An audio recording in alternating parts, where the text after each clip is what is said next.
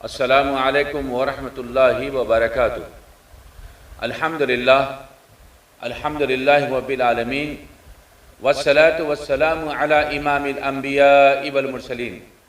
فقال اللہ تعالی فی شان حبیبہ فی القرآن المجید فاعوذ باللہ من الشیطان الرجیم بسم اللہ الرحمن الرحیم ان اللہ وملائکتہ یصلون علی النبی یا ایہا الذین آمنوا صلوا علیہ وسلموا تسلیما اللہم صلی علی سیدنا و شفیعنا و حبیبنا و طبیبنا و مولانا محمد وآلہ وصحبہ افضل صلواتک و عدد معلوماتک و بارک وسلم۔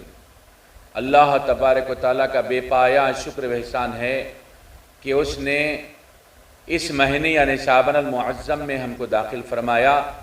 یہ مہینے کی فضیلت کے بارے میں جو حدیث شریف آئی ہے، بہت سارے احادیث ہے، ایک حدیث آپ کی خدمت میں پیش کرتا ہوں۔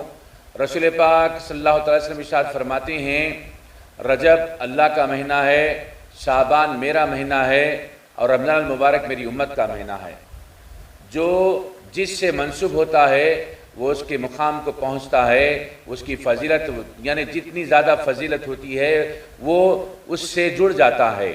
تو رسول پاک صلی اللہ علیہ وسلم سے جو مہینہ منسوب ہے، اس سے بڑا مہینہ ذرا غور فکر کیجیے گا کیا ہو سکتا ہے۔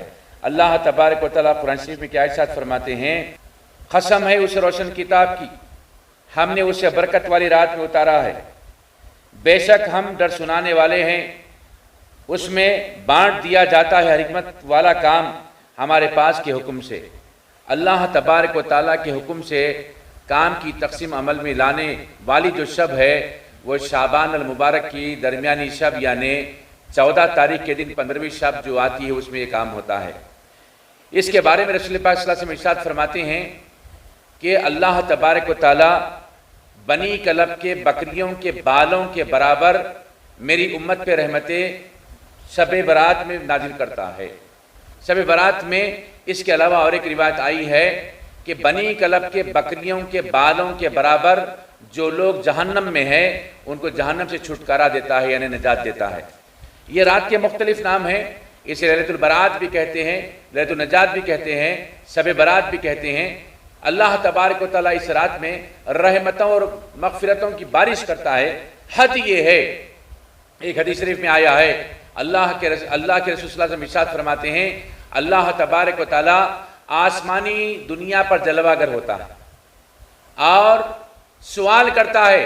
غور کیجئے گا، اللہ تبارک و تعالیٰ سوال کر رہا ہے، کوئی ہے مغفرت چاہنے والا تو میں اس کی مغفرت کر دیتا ہوں، کوئی ہے توبہ کرنے والا تو میں اس کی توبہ قبول کر لوں گا، کوئی ہے رزق میں کشادگی طلب کرنے والا تو میں اس کی رزق میں کشادگی کر دوں گا۔ بس اسی طرح مختلف سوالات اللہ تبارک و تعالیٰ رات بھر ارشاد فرماتے ہیں، اور اس وقت پر جو بھی دعا مانگا اللہ کے فضل و کرم سے وہ اس رات میں شرف قبولیت کو اللہ تعالیٰ اس کی دعا کو پہنچا دیتا ہے۔